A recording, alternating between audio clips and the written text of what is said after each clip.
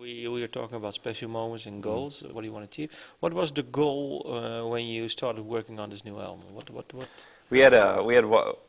When we met Jay Joyce, the producer, we just explained to him, we want to bridge the gap between the live show and the record. And the first two records are great, and they did great things for us.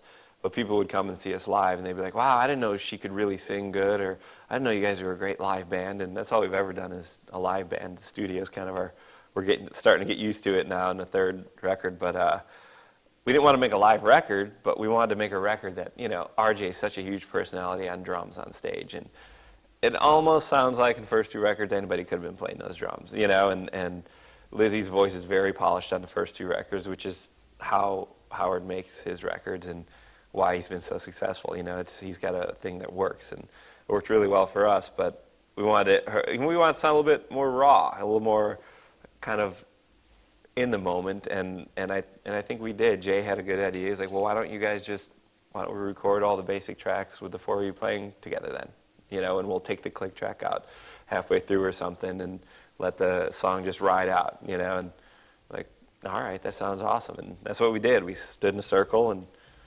played until we got it right, and then added stuff on top of it. And I think that vibe, that energy of excitement of us playing together it comes through somehow. And then song-wise, did you talk to each other? Well, maybe we should go into this direction or that direction. No, it was funny. We started writing January last year. We kind of finished the album cycle, did the holidays with the family, and got back together beginning of January, and just Lzzy and I had a whole bunch of song ideas and stuff ready to go, and we had already written 4 or 5, and really just chasing the song drag. And if it felt good, just follow it through and finish the song, and then you can, all right, that's next. What's next? And just kept writing, and it wasn't until March that we finally we wrote Scream, New Modern Love, and Mayhem, 3 in a row, and we're like, that's the ticket. That's the idea. That's what we've been looking for. How did you know? It just sounded right. It felt right. It felt refreshing, and well, what made it different then from what you did before? We actually went and wrote with awesome. We worked with him on every record. Dave Bassett.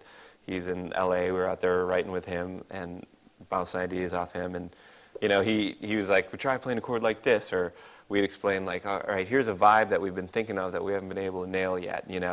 Like New Modern Love, which is kind of a different gear for us. Just the awesome groove and a little more laid back riff, and he helped us kind of realize this kind of newish sound that just felt right, And how did you do it? I don't know. I mean, I think it was between the three of us. We kind of stumbled into it, and we were thinking live with a song like Scream. Like we always used to do this drum thing where we'd all play drums together on stage, and so we kind of started Scream with like the idea of a big drum thing, and all right, so let's add some jugga, like make it more of a rhythmic thing and open it up, and it just it felt different. I don't know why. I'm not sure. And then lyric-wise, do you always know what the lyrics are about? Or? Especially with Lzzy, hanging with Lzzy and writing with her, a lot of it, to me, the big idea lyrically across the whole record is just unapologetic confidence and doing whatever the fuck you want, truly, and just whatever you are, be it to its fullest, don't, if you're going to be a bear, be a grizzly, like just. But is this your idea, or is it something that is actually the theme? Well, it became, as Lzzy takes the steering wheel with lyric writing, and as she should, she's the one singing it, and we talk about big ideas and what would be cool, for her to say, or what's something that she wants to say, like with Dear Daughter, she had the idea, and she asked her Twitter followers, like, what's something you wish your parents had told you, and so she kind of went down and kept a lot of things people said and turned a lot of that, what they said we turned it into a song then, and for people who don't know the song, what is the song about?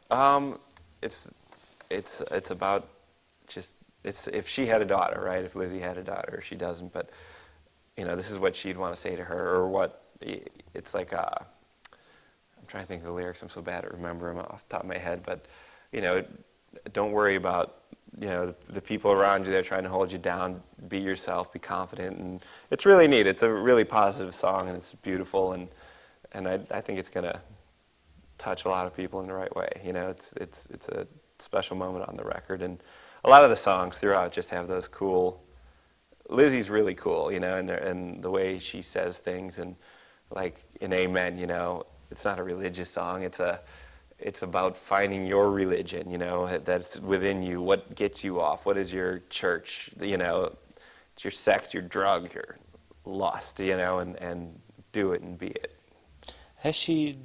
Did she play the song "Dear Daughter" to her own mom and dad?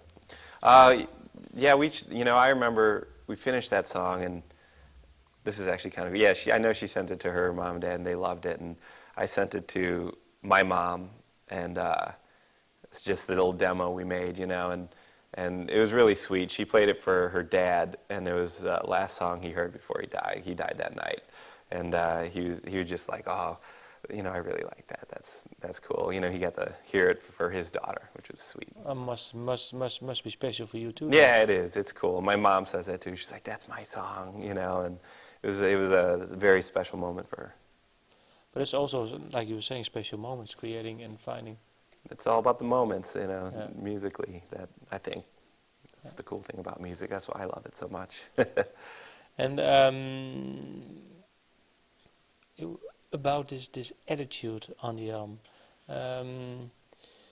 is it something that you feel you have to fight for, or this attitude of confidence and be yourself, whatever other people say, or? Not really. No. No, I mean we're going to be ourselves no matter what. Yeah. we are who we are, and Lzzy is too.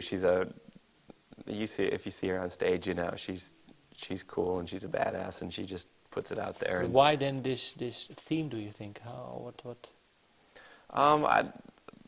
Maybe it comes from just talking with a lot of I know especially a lot of young girls really look up to her, and she's a role model for them, and she sees these kids that are going through a tough time or something. A lot of them she's always had that thing. I remember back in the day, people just come up to her and just start spilling their life story to her.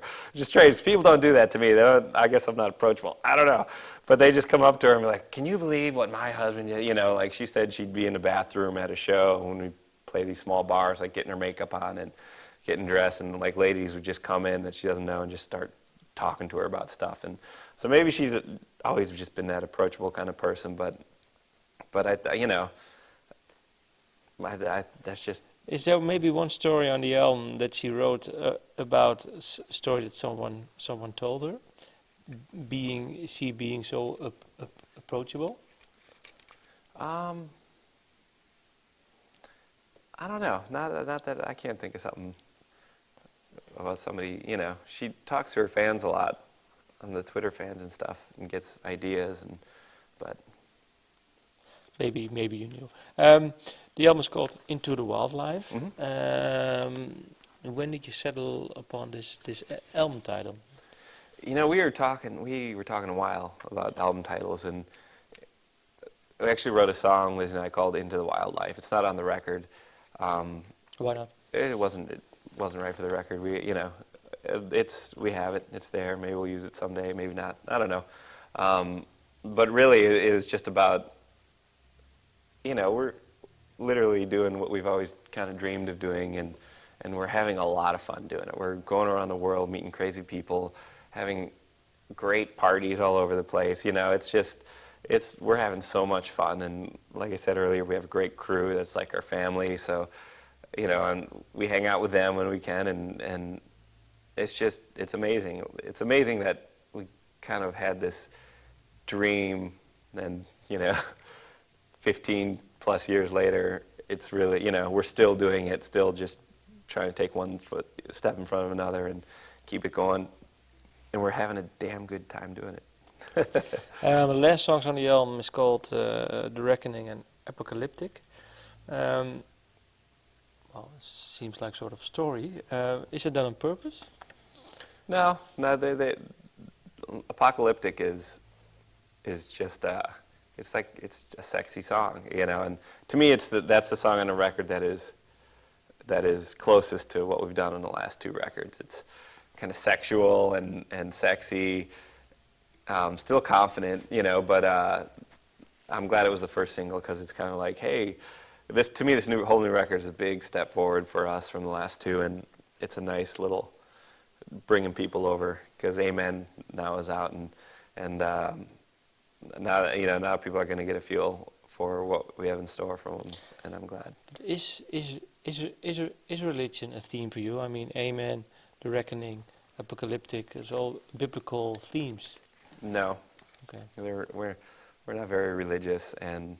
But do you know what I mean? I mean. Yeah, totally. Yeah, it's funny how I hadn't actually even thought about how those three, biblical terms like that. But I think it's just dramatic, and just big ideas, and nothing deeper than that, really. So then, how do you settle upon the track listing? Is it something that you talk about? We were talking about it, and Jay, our producer, he's so cool. He's like a fifth member of the band on this record. It was, like I said, when we were playing live, the four of us in a circle, all of a sudden we hear some organ in our ears, and you see him over there just jamming with us, or he'd pick up a guitar and just start playing with us, which was a lot of fun. All of a sudden, just something new, and a musical idea that we weren't used to would come in, And Jay mixed the record, too, when we were done with it. So we were talking about song lists, and we always had a few that were going to go into each other, like Scream into I Am the Fire and Dear Daughter into New Modern Love. There's good transitions there, and that we built in. But it was actually the sequencing was Jay's idea. He was like, hey, I have a rough mix for you guys. And we hadn't worked with him, so we didn't know how he worked with mixing. And the last two records, Chris Lord Lzzy would mix it, and we'd get like a song or two a day for a few weeks until the record was done. And then we'd mess with him on iTunes, try to find a good order. And Jay just handed us a CD. He's like, I had some ideas. Just take it a listen and let me know what you think. And it's brilliant. It's just awesome. The sequencing and everything. We drove around the countryside for like 2 or 3 hours listening to it over and over. And just, we're so happy. So neat to hear something that we worked so hard on kind of come to life. And we were, with moments that we were surprised by. Jay kind of surprised us with a few moments, like the guitar solo after Bad Girls World. I didn't know it was going to be just a guitar thing, and ending the record a cappella was I thought it was brilliant, So what was during the recording of the album? We were talking about special moments. You also mentioned special moments you're driving around and hearing the album. During the recording, is my last question. During the recording, what was the most special moment that you still think of?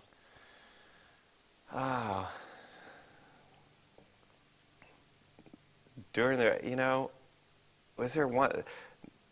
My initial reaction, like, what's the one thing that stands out? And there's not one thing that stands out. Maybe I think we'll just pick one. Or I think I think what was so special was just how we got to do it, and it was such a good vibe, and it was so much fun to be able to sit there and the four of us play together, and just make it happen, knowing that it all comes down to us in the end, and we gotta do it, and we did, and not that we didn't on the last few records, but we kind of built them up from drums are there, now add your part and just make it tight, okay, do it right, and no, it's the four of us, and we needed each other, everyone doing it together, and I think that's probably what we're going to end up taking out of this in the long run, is that there we are, and if it does really well for us, I think that's going to be an awesome bonus for our hard work. I'm still trying to look for a special moment. Maybe I can help you, maybe not. During the recording of Dear Daughter, did you think, well, this is something special? Yeah, it was special. She did it piano and just her voice singing, and I think it was like second or third take she did, and just they used that one all the way through, and it was neat. We were in there watching and listening, and it's such a beautiful song. It's neat to hear it like that, but trying to get some big special moment where something Nah, I don't know. To me, the biggest one was the playback. Was like, look what we did! Oh my God, and because you're just doing different songs every day, and then you come back, after you finish the basics on one song, you're like, okay, now that song from the other day, let's add some more guitars and a part here, and think of a part here, and so it was kind of we were just working on them as we went along. It wasn't like we did one thing and it was done. Nailed it. It was working throughout. So hearing it all come together in the end was like. That's where it was at. Okay, then what is then my really last question? Mm-hmm. Song that is for you has the song that you like now you like the most. Now, I really, man, I like so many of them. Amen is one of my favorites. It Why? was just the sound of it, the feel, that like down. It's just like I said earlier. It's big, and it's powerful, and it's simple, and the idea is simple. Like you said, just what's your religion? What gets you off? What's your church? Do it and be it and love it and and just a big thing. RJ's got a huge beat on it, and right now that's my favorite. That always changes as we go along and start playing them live, but I really love playing that one. And what is your church? What is your religion? I'm here, man. It's just rock and roll. Playing it live, recording it, listening to it, and living it. Thank you for your time. Oh, thank you so much. I appreciate it. Thanks, Martin. Thank you.